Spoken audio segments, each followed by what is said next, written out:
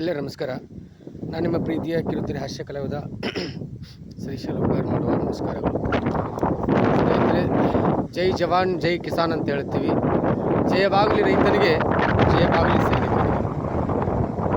ಸೈನಿಕ ತಂದೆ ತಾಯಿ ಬಂಧು ಬಳಗ ಹೆಂಡತಿ ಮಕ್ಕಳು ಊರು ನನ್ನವರು ತನ್ನವರು ಎಲ್ಲರನ್ನ ಬಿಟ್ಟು ಇಡೀ ದೇಶವೇ ನನ್ನ ಉಸಿರನ್ನು ತಿಳ್ಕೊಂಡು ಯಾವಾಗ ಅವನು ಪ್ರಾಣ ಹೋಗ್ತದೆ ಗೊತ್ತಿಲ್ಲ, ಎದೆ ಒಡ್ಡಿ ನಿಂತುಕೊಂಡು ದೇಶ ರಕ್ಷಣೆಯನ್ನು ಮಾಡ್ತಾನೆ. ಅದಕ್ಕೆ ಜೈ ಜವಾನ್ ಅಂತ ಕರೀತಾರೆ. ಇನ್ನು ಜೈ ಕಿಸಾನ್ ಅಂದರೆ ಈ ದೇಶದಲ್ಲಿ ಒಳಗಡೆಯಿರ್ತಕ್ಕಂಥ ರೈತ ಬೆವರನ್ನು ಹರಿಸಿ ದುಡಿದು ಭೂಮಿ ತಾಯಿಯನ್ನು ನಂಬಿರ್ತಕ್ಕಂಥವನು ಇಡೀ ದೇಶಕ್ಕೆ ಅನ್ನವನ್ನು ಹಾಕ್ತಾನೆ. ಹೀಗಾಗಿ ಅವನನ್ನು ಜೈ ಜವಾನ್ ಜೈ ಕಿಸಾನ್ ಅಂತ ನಾವು ಕರೀತೀವಿ.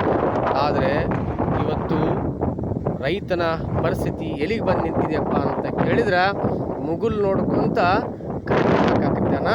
ನನ್ನ ಕಣ್ಣೀರನ್ನು ನೋಡಿ ಪರಮಾತ್ಮ ಆ ಗಂಗೆಯನ್ನು ವರ್ಣನನ್ನು ಭೂಮಿಗೆ ಕಳಿಸು, ಇಲ್ಲ ಅಂದ್ರೆ ನಾನು ಸತ್ತು ಹೋಗ್ತೀನಿ ಅಂತಕ್ಕಂಥ ಪರಿಸ್ಥಿತಿಯೊಳಗೆ ಇವತ್ತು ರೈತ ನಿಂತುಕೊಂಡಿದ್ದಾರೆ.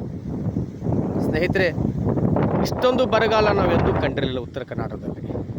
ಇವತ್ತು ಮಹಾರಾಷ್ಟ್ರ ಮಳೆ ಆಗ್ತಾಯಿದೆ, ದಕ್ಷಿಣ ಕರ್ನಾಟಕ ಆ ಕಡೆ ಮಡಿಕೇರಿ, ಕಾರವಾರ, ಮತ್ತು ಮಂಗಳೂರು, ಮೈಸೂರು, ಬೆಂಗಳೂರು ಆ ಭಾಗದಲ್ಲಿ ಕೂಡ ಮಳೆ ಆಗ್ತಾ ಇದೆ.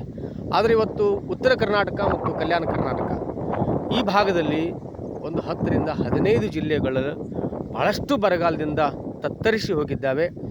ರೈತ ಹೆಂಗಾಗಿದೆ ರೈತನ ಪರಿಸ್ಥಿತಿ ಅಂದರೆ, ಏನೋ ಒಂದು ಸ್ವಲ್ಪ ರೋಣಿ ಮಳೆ ಆಯ್ತು ಅಂತ ತಿಳ್ಕೊಂಡು ಖುಷಿಯಾಗಿ ಭೂಮಿಟ್ಟು ಹಸಿ ಆಗ್ಯದ ಅಂತ ತಿಳ್ಕೊಂಡು ಏನು ಮಾಡಿಬಿಟ್ಟ, ಸಾಲ ಸೂಲ ಮಾಡಿ ಅವ್ನು ಸಾಲನೇ ಮಾಡೋದು ಹಣೆ ಬರ. ರೈತಂದು ಏನು ಬೇರೆ ಏನೂ ಇಲ್ಲ, ಬೇರೆ ಸಮಸ್ಯೆ ಇರಲ್ಲ. ಸಾಲನ ಮಾಡ್ಬೇಕು, ಸಾಲ ಸೂಲ ಮಾಡಿ ಹೊಲ ಹದ ಮಾಡಿ ಅದಕ್ಕಿಷ್ಟು ಬೀಜ ಗೊಬ್ಬರ ಸಾಲ ಸೂಲ ಮಾಡಿಕೊಂಡು ತೊಗೊಂಡು ಬಂದು ಬಿತ್ತಿದ್ದಾನೆ. ಎಲ್ಲೇ ಒಂದೊಂದು ಸ್ವಲ್ಪ ಮಳೆ ಆಗ್ತಾಯಿದೆ, 100 ಹೆಕ್ಟರ್ ಬಿತ್ತನೆ ಆಗಿದೆ. ಒಂದು ಮ್ಯಾಕ್ಸಿಮಮ್ ಒಂದು 50% ಬಿತ್ತನೆ ಆಗಿದೆ, ಇನ್ನೂ 50% ಬಿತ್ತನೆ ಆಗಿಲ್ಲ. ಬಿತ್ತಲಾರನ್ನ ಚಲೋ, ಬಿತ್ತಿದಂಥವ್ರ ಪರಿಸ್ಥಿತಿ ಏನಾಗಿದೆಪ್ಪ ಅಂತ ಕೇಳಿದ್ರೆ ಮುಗುಲ್ ನೋಡ್ಕೋತ ಆಕಾಶವನ್ನು ನೋಡ್ಕೊತ ಯಾವಾಗ ಮಳೆ ಬರ್ತದಪ್ಪ ಅಂತೇಳಿ ಕಾಯ್ಕೋತ ಕುಂತ. ಇವತ್ತು ಮಿರುಗ ಆಗಲಿಲ್ಲ, ದಾರಿದ್ರ್ಯ ಆ ಮಳೆನೂ ಕೂಡ ಆಗಲಿಲ್ಲ. ಈಗ ಪುಷ್ಯ ಪುನರುಷ್ಯ ಮುಂದಿನ ಮಳೆಗಳು ಏನಾಗ್ತಾವೋ ಗೊತ್ತಿಲ್ಲ. ಪರಿಸ್ಥಿತಿ ಭಾಳ ವಿಕೋಪಗೊಂಡಿದೆ. ನಾವು ರಾಜ್ಯ ಸರ್ಕಾರಕ್ಕೆ ಒಂದು ವಿನಂತಿ ಮಾಡ್ಕೊಳ್ಳೋದೇನಪ್ಪ ಅಂತ ಕೇಳಿದ್ರೆ, ಹಿಂದೆ SM ಕೃಷ್ಣ ಸರ್ಕಾರ ಇದ್ದಾಗ ಕೂಡ ಬರಗಾಲ ಬಂದಿತ್ತು. ಆ ಸಂದರ್ಭದಲ್ಲಿ ಅವರು ಕೂಡ ಮೋಡ ಬಿತ್ತನೆಯನ್ನು ಮಾಡಿದರು. 20 ವರ್ಷದ ಹಿಂದೆ ನಾನು ಹೇಳ್ತಾ ಇರೋದು. ಅಷ್ಟೊಂದು ತಂತ್ರಜ್ಞಾನದಲ್ಲಿ ನಾವು ಫಾಸ್ಟ್ ಇರಲಿಲ್ಲ. ಇವತ್ತೆಲ್ಲ ರಂಗದಲ್ಲಿ ನಾವು ಫಾಸ್ಟ್ ಇದ್ದೇವೆ. ಸಾಧ್ಯವಾದಷ್ಟು ಮೋಡ ಬಿತ್ತನೆಯ ಒಂದು ಪ್ರಯೋಗವನ್ನು ಸರ್ಕಾರ ಕಡೆ ಪಾಸಿಟಿವ್ನೆಸ್ ಬರ್ಬೋದು ಅನ್ನುವಂಥದ್ದು ಒಂದು ಅಭಿಪ್ರಾಯ. ಈಗಾಗಲೇ ಹಾವೇರಿಯಲ್ಲಿ ಮೋಡ ಬಿತ್ತನೆಯನ್ನು ಮಾಡಿದ್ದಾರೆ, ಹುಬ್ಬಳ್ಳಿಯಲ್ಲಿ ಕೂಡ ಆ ಪ್ರಯೋಗವನ್ನು ಮಾಡ್ತಾ ಇದ್ದಾರೆ. ಅದರಿಂದ ನೆಗೆಟಿವ್ ಆಗುತ್ತೋ ಪಾಸಿಟಿವ್ ಆಗುತ್ತೋ, ಒಂದು ಸೈಕಾಲಜಿ ಸಪೋರ್ಟ್ ಕೊಟ್ಟಂಗೆ ಆಗ್ತದೆ ರೈತನಿಗೆ ಅಂತಕ್ಕಂಥದ್ದು. ಪಾಸಿಟಿವ್ ಆಯಿತು, ಎಲ್ಲೋ ಒಂದು ಕಡೆ ಮಳೆ ಬಂತು ಅಂತ ಕೇಳಿದ್ರೆ ಮತ್ತೆಲ್ಲೋ ಒಂದು ಕಡೆ ರೈತ ಖುಷಿ ಆಗ್ತಾನೆ. ಎರಡನೇದಾಗಿ ದಯವಿಟ್ಟು ಇವತ್ತು ಜನಪ್ರತಿನಿಧಿಗಳಿಗೆ, ಅಧಿಕಾರಿಗಳಿಗೆ ಸಾಕಷ್ಟು ಸ್ಯಾಲ್ರಿ ಬರ್ತದೆ, ಏನು ಸಮಸ್ಯೆ ಇಲ್ಲ. ಎಲ್ಲರೂ ಕೂಡ AC ಕಾರಲ್ಲಿ, AC ಬಂಗ್ಲೆಯಲ್ಲಿ ಅಡ್ಡಾಡ್ತೀರಿ. ಕೆಲವೊಬ್ಬರು ರೋಡಲ್ಲೇ ಅಡ್ಡಾಡಲ್ಲ, ಆಕಾಶದಲ್ಲೇ ಅಡ್ಡಾಡ್ತೀರಿ. ಯಾಕಂದ್ರೆ ಬಡತನ, ಹಸಿವು ದುಡ್ಡಿದ್ದವನಿಗೆ ಗೊತ್ತಾಗಲ್ಲ. ಯಾವನಿಗೆ ಹಸಿವಿನ ಮಹತ್ವ ಗೊತ್ತಾಗ್ತದೆ, ಅಲ್ಲಿ ಬಡತನ ಇದ್ದವನಿಗೆ ಮಾತ್ರ ಆರ್ಥಿಕ ಏನು ಆ ಬಲ ಇರೋದಿಲ್ಲಲ್ಲ, ಆ ವ್ಯಕ್ತಿಗೆ ಬಡತನದ ಅರಿವು ಮತ್ತು ಹಸಿವಿನ ಅರಿವು ಆಗ್ತದೆ. ಹೀಗಾಗಿ ನಾನು ವಿಜ್ಞಾಪನೆಯನ್ನು ಮಾಡ್ಕೊತಾನೆ, ಅಧಿಕಾರಿಗಳು ಮತ್ತು ಜನಪ್ರತಿನಿಧಿಗಳು ಅಟ್ಲೀಸ್ಟ್ ಎಲ್ಲೋ ಹಾಳು ಮಾಡ್ತಾರೆ, ಎಲ್ಲೋ ಏನೇನೋ ಮಾಡಿ ಹಾಳು ಮಾಡ್ತಾರೆ. ಒಂದು ತಿಂಗಳ ಪಗಾರವನ್ನು ರೈತರ ಸಾಲ ಮನ್ನಾಗೋಸ್ಕರ ಸರ್ಕಾರ ಕೊಟ್ಟರೆ ಏನಾಗೋದಿಲ್ಲ. ಯಾಕಂದ್ರೆ ರೈತ ದುಡಿದ್ರೆ ಈ ದೇಶಕ್ಕೆ ಅನ್ನ ಆಗ್ತದ. ರೊಕ್ಕ ತಿನ್ನೋಕ್ಕಾಗೋದಿಲ್ಲ, ಬಂಗಾರ ತಿನ್ನೋಕ್ಕಾಗೋದಿಲ್ಲ, ವಜ್ರ ತಿನ್ನೋಕ್ಕಾಗೋದಿಲ್ಲ, ಬೆಳ್ಳಿ ತಿನ್ನೋಕ್ಕಾಗೋದಿಲ್ಲ, ಹೊಟ್ಟಿಗೆ ಅನ್ನನೇ ಉಣಬೇಕಾಗ್ತದೆ. ಅನ್ನ ಉಣಬೇಕು ಅಪ್ಪ ಅಂತ ಕೇಳಿದ್ರೆ ರೈತ ಬಿತ್ತನೆ ಮಾಡಿದಾಗ ಇವತ್ತು ಸಜ್ಜಿ ಬಿತ್ತಿದ್ದಾನೆ, ಹೆಸರು ಬಿತ್ತಿದ್ದಾನೆ, ಸೂರ್ಯಕಾಂತಿ ಬಿತ್ತಿದ್ದಾನೆ, ಮೆಕ್ಕೆಜೋಳ ಬಿತ್ತಿದ್ದಾನೆ, ಶೇಂಗಾ ಬಿತ್ತಿದ್ದಾರೆ, ಮೆಣಸಿನ ಗಿಡ ಹಾಕಿದ್ದಾರೆ, ಕಬ್ಬು ಹಚ್ಚಿದ್ದಾರೆ, ಏನೇನೋ ಮಾಡಿದ್ದಾರೆ ರೈತ. ಆದರೆ ಇವತ್ತು ಮುಗುಲ್ ನೋಡ್ಕೊತ ಕುಂತಾನ.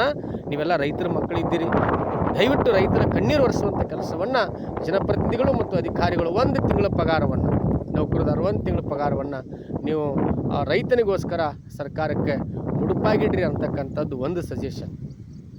ಇನ್ನು ಮೂರನೇದು ಏನಪ್ಪ ಅಂತ ಕೇಳಿದ್ರೆ, ದಯವಿಟ್ಟು ನಾನು ಮುಖ್ಯಮಂತ್ರಿಗಳಲ್ಲಿ ವಿನಂತಿ ಮಾಡ್ಕೊತಾನೆ, ಯಾವುದ್ಯಾವುದಕ್ಕೂ ಇನ್ವೆಸ್ಟ್ಮೆಂಟ್ ಮಾಡ್ತೀರಿ, ಅದು ಎಲ್ಲೇ ಹೋಗುತ್ತೆ ಬರುತ್ತೆ.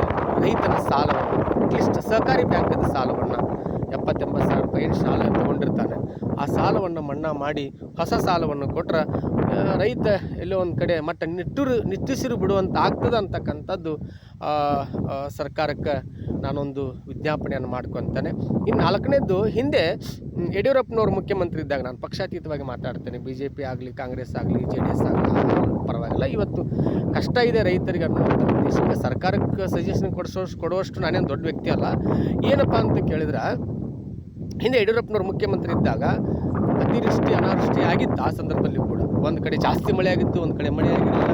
ಆ ಸಂದರ್ಭದಲ್ಲಿ ಉತ್ತರ ಕನ್ನಡದಲ್ಲಿ ಸಿಕ್ಕಾಪಟ್ಟೆ ಮಳೆ ಆಗಿ ಫ್ಲಡ್ ಬಂದು ಎಷ್ಟೋ ಮನೆಗಳು ಬಿದ್ದಿದ್ದು, ಆಸ್ತಿ ಹಾನಿಗಳಾಗಿದ್ದು. ಆ ಸಂದರ್ಭದಲ್ಲಿ ಅವರ ಹೊಲ ಗದ್ದೆಗಳಿಗೆ ರೊಕ್ಕ ಕೊಟ್ಟರು. ಮಣಿ ಬಿದ್ದಿರ್ತಕ್ಕಂಥವ್ರಿಗೆ ಆ ಸಂದರ್ಭದಲ್ಲಿ 38,000 40,000 ಹಿಂಗೆ ದುಡ್ಡನ್ನು ಕೊಟ್ಟರು.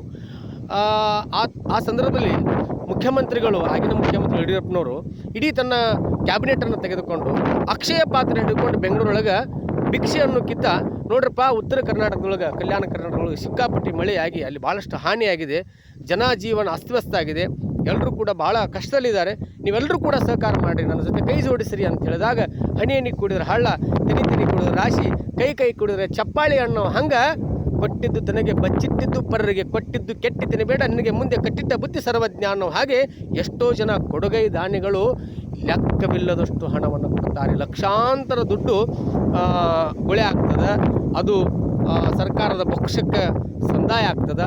ಆ ದುಡ್ಡನ್ನು ಸರ್ಕಾರದ ಬೊಕ್ಕಸಕ್ಕೆ ಸಮಸ್ಯೆ ಆಗದ ರೀತಿಯೊಳಗೆ ಆ ಸಂದರ್ಭ ಆಗಿನ ಮುಖ್ಯಮಂತ್ರಿ ಬಹುಶಃ 2006 ಅಂತ ನನಗೆ ಅನಿಸ್ತದೆ. ಆ ಸಂದರ್ಭದಲ್ಲಿ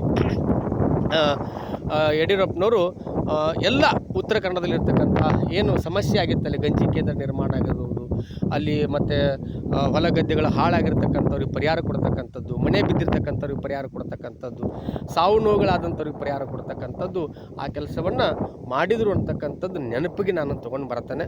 ದಯವಿಟ್ಟು, ಯಾಕೆಂದರೆ ಇವತ್ತು ಬೆಂಗಳೂರು, ಮೈಸೂರು ದೊಡ್ಡ ನಗರದಲ್ಲಿ ಸಾಕಷ್ಟು ಶ್ರೀಮಂತರಿದ್ದಾರೆ, ಎಲ್ಲೋ ನೀವು ಹಾಳು ಮಾಡ್ತೀರಿ. ದಯವಿಟ್ಟು ಸರ್ಕಾರದ ಜೊತೆ ಸಹಕರಿಸಿ ಉತ್ತರ ಕರ್ನಾಟಕ ಮತ್ತು ಕಲ್ಯಾಣ ಕರ್ನಾಟಕವನ್ನು ಬದುಕಿಸ್ರಿ ಅಂತೇಳಿ ನಾನೊಬ್ಬ ರೈತನ ಮಗನಾಗಿ, ಪ್ರಗತಿಪರ ರೈತನಾಗಿ, ಒಬ್ಬ ಮಾಜಿ ಗ್ರಾಮ ಪಂಚಾಯತ್ ಸದಸ್ಯನಾಗಿ, ಒಬ್ಬ ಕಿರುತೆರೆ ಹಾಸ್ಯ ಕಲಾವಿದನಾಗಿ ನಾನು ತಮ್ಮಲ್ಲಿ ವಿಜ್ಞಾಪನೆಯನ್ನು ಮಾಡ್ಕೋತಾ ಇದ್ದೀನಿ. ಇಂತಿ ನಿಮ್ಮ ಪ್ರೀತಿಯ ಶ್ರೀಶೈಲ್ ಹೂಗಾರ್.